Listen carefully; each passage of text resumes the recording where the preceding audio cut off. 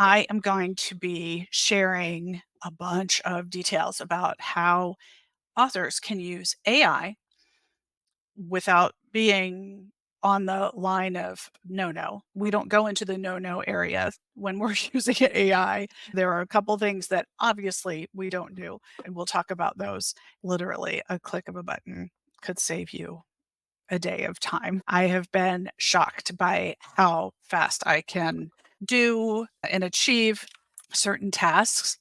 It's really hard to get really practical tips, but don't worry about it because we're going to do that today. There's so much AI, and we're being marketed to by all these new AI. Once you start using one tool, it gets gobbled up by another tool or by another tool. What I'm going to share with you today is what I know and what I use and some rules of the road. You don't need to be the expert of all AI. Start with a few tools that are easy for you and that work and know exactly what you're going to be asking them to do. Think of it like having an intern. You're going to have to review the intern's work. They are going to get things wrong until you train them correctly. You're going to keep their responsibility as narrow so that you can keep track of what they're doing. Eventually, they'll learn and you might get more comfortable and give them more to do. Start slow when you're working with AI. Couple of things that I know about authors is that they always have a different job. If that's you, raise your hand. Everyone is working multiple jobs, has multiple roles. And I know that's true because we're multi passionate. And the world today allows us to be multi passionate. So, hooray us. Still, as we're trying to do all the things, run a medical practice and be an author and be a speaker or a podcaster and teach your courses at university, your time is precious. It's always been precious. We have to devote our time really wisely. Authors have to be in a lot of places at once. They constantly say to me, I don't have time to learn this. But what they really mean is, I need to be able to be selective and do the things that only I can do. If you use AI wisely, you won't feel like you're being drawn and quartered because you'll know exactly what to do and you'll feel comfortable that when you're playing with your kids or visiting your mom, that you won't be thinking in the back of your mind, I have so much work to do because my publisher just sent me a note asking me for my book's description, but it needs to be written for the sales brochure, not the back of the book. Like, what? Why are these two things different? They are. Your book will end up needing 11 versions of its description. 11. That's not exaggeration. It's your book will end up with 11 descriptions. You don't need to write all of these from scratch because AI can help. Today, I'm going to share with you how AI can help authors and what not to do. Let's start with what not to do because you, as an author, know that you cannot ask AI to write your novel for you. We do not ask AI to generate a your book and then call it your own. A couple problems with that. Obviously, integrity. Duh. But also, AI is dumb. It will make up facts. If you're writing nonfiction and you ask AI to write on your behalf, it will falsify facts, which the technologists out there have a fancy word for it that sounds like innocuous, but it really means AI is stupid. AI makes things up like it's tripping. Then you have to go and that it gave you the fact that is correct, but you won't be able to find the source of the fact. So we can't ask AI to generate content from scratch. Another thing that I urge you to not do is put your manuscript into AI. You'll load it into Claude or ChatGPT and ask the AI tool to generate companion pieces for you or essays. Don't put your entire manuscript into AI. Good things cannot come from that. There are copyright issues that have not been identified yet or solved. And don't put anyone else's manuscript into AI. It's bad pool. This is the last don't is don't get memberships or buy a bunch of AI tools. You need to know what you need to ask AI to do and then what you're going to do with those tools. The more you get accustomed to one tool or one or two tools, better. The better for you because part of the time that gets wasted dealing with how does it work? Number one, the first thing that I suggest you do with AI is use it to get smarter about your website and your owned media. So that means your website, the digital things that you own, that you have control over, your social media profile, and your profile should be largely the same on across platforms. A couple of things that AI can do. One, you can use AI and a bunch of different tools do this. One of the things I do for website development is it's not just writing the website because you know how generally to write a website, but the architecture of a website is usually like section one is what you do and the value you bring to the world. And section two is might be introducing your book or some testimonials. And section three is your bio. But if you are not using AI to advise you, you are losing out. You might think, oh, but I love my website and my headline says, she's awesome. She's awesome is not really searchable. People aren't searching for that. So you're missing out if your H1 and H2 tags aren't searchable. And AI will help you do that. For a long time, I didn't know that, and then someone very nicely said, "Your H1 and H2, they're not working for you." Now I do, so I'm telling you, your H1, H2, and the page description of your website, which is something that is on the back end of your site. It's anywhere from 140 to 160 characters. And it's best if you let AI give you some suggestions on what that description should be. If you're not accustomed to a page description, you know, when you go and search for anything, party dress, and you get your responses, there's the name of the website and then there's the description underneath. If you do not decide what your description is, the search engine will just choose whatever the first 140 characters of your website is, which might not actually help the person who's looking for you or the solution or the messages you provide. Make sure you're intentional about what that is. Let AI do that for you. Of course, your social media descriptions have gone through a lot of evolution. It used to be where you'd have to put pithy things like cat lover, wild about coffee. Nobody cares unless you're writing a book about cats and coffee. Social media bios are searchable. Your social profile should reflect what people are searching for. If you are a psychotherapist, people are not searching for psychotherapists. They're searching for to heal from trauma or to find love or to raise happy kids.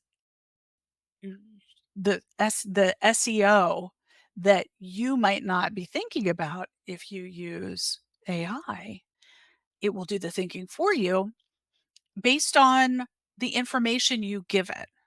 You've gotta give the machine the right information in order to get something out that's useful. I use a couple, and I will share them with you now.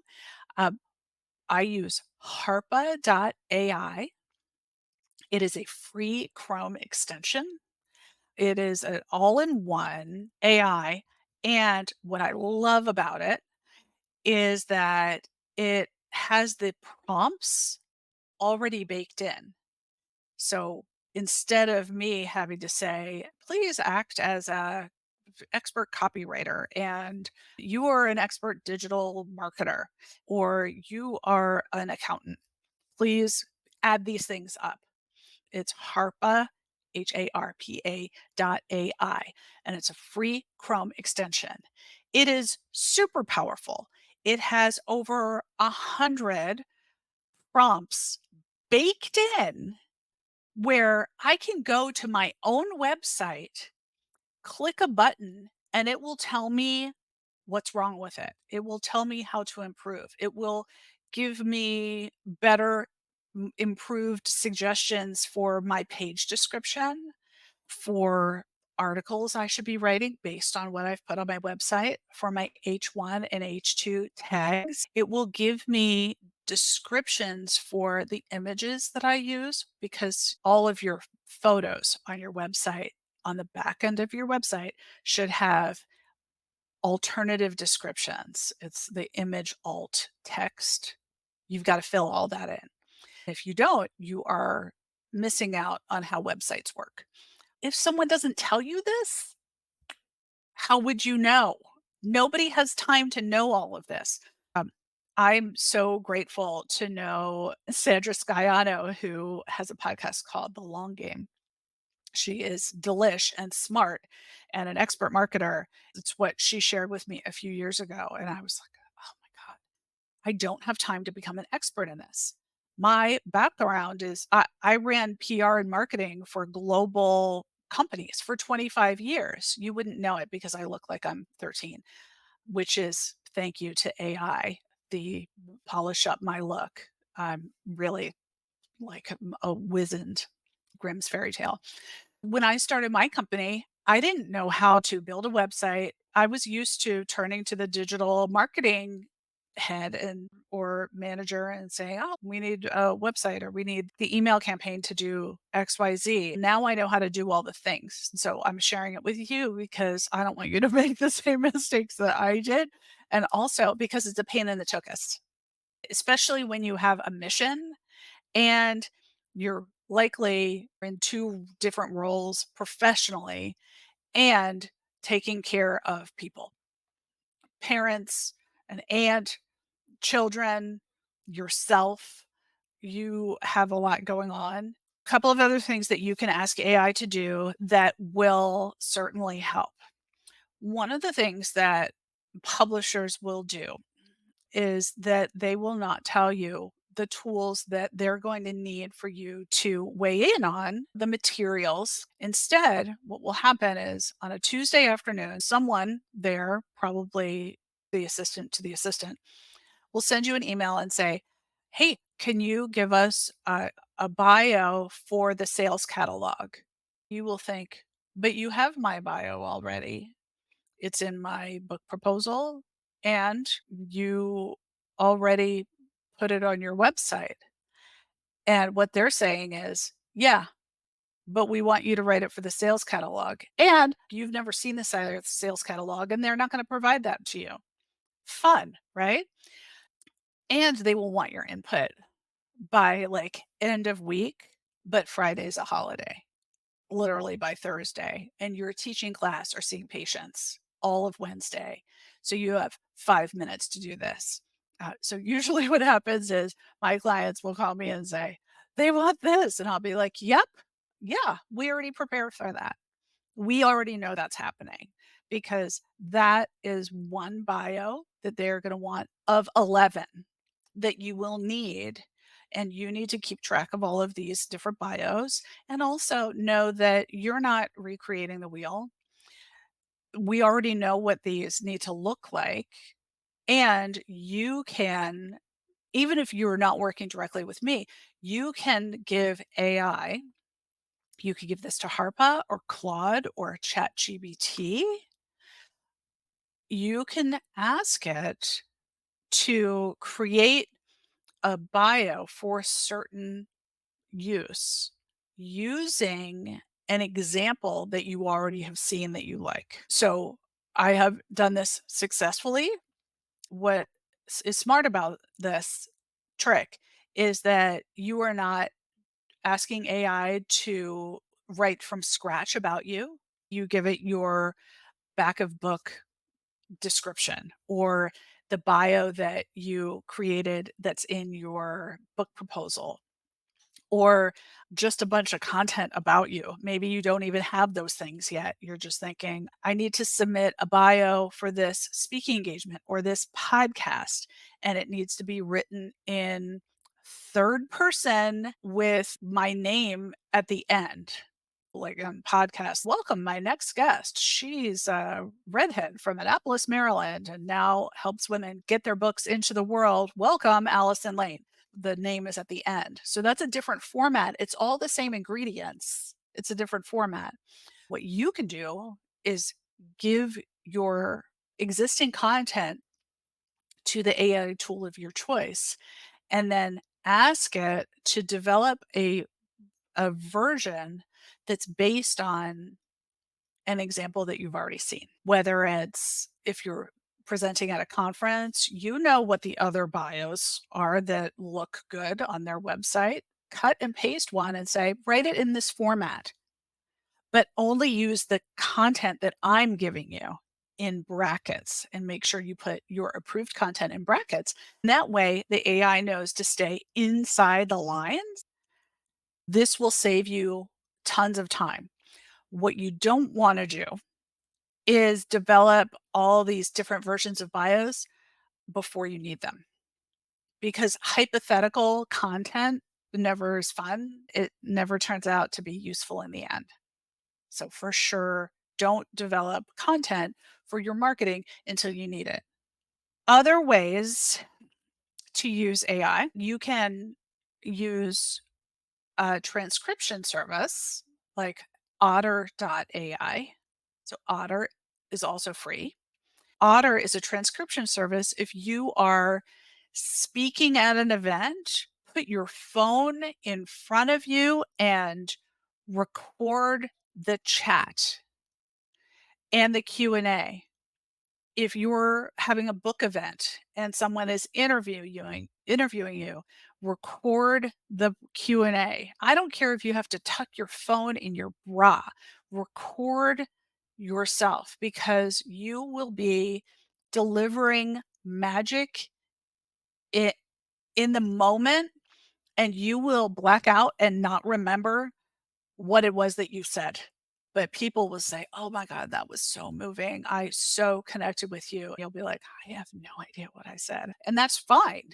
But you need to record that because the transcript is gold. It will reveal to you those power statements, those mic drop moments that you want to capture so you can say them again because the interview is no time for improv or ad libbing or original content.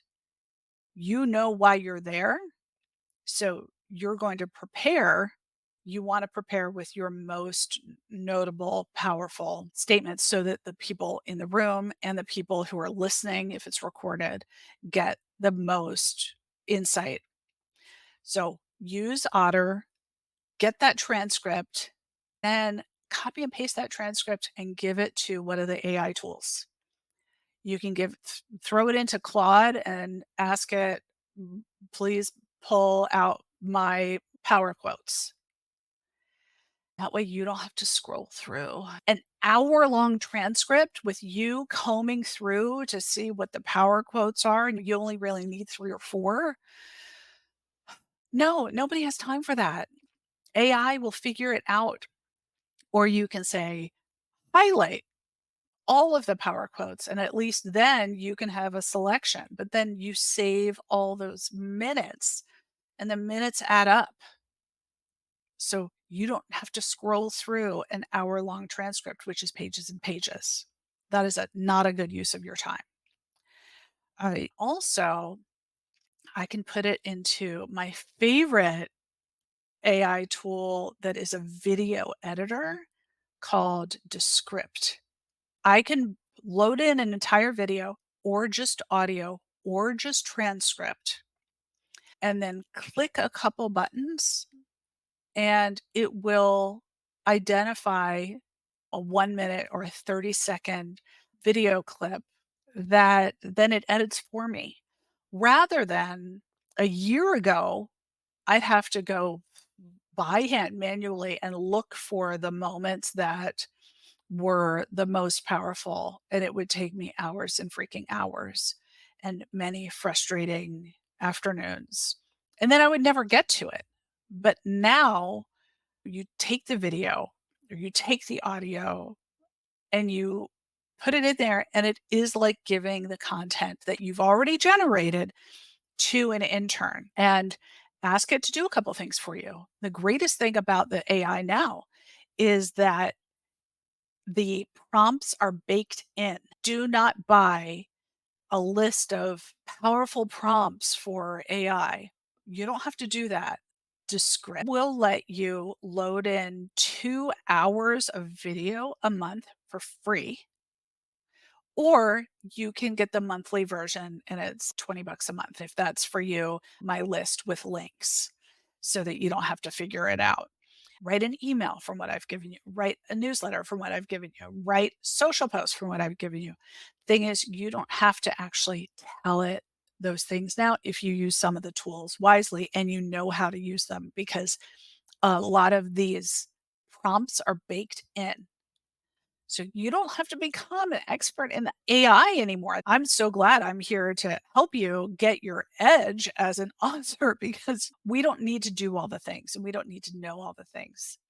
The thing is, when authors particularly think about AI, they think, oh, I'm not comfortable using AI. And they raise an eyebrow like it's somehow nefarious or like cheating.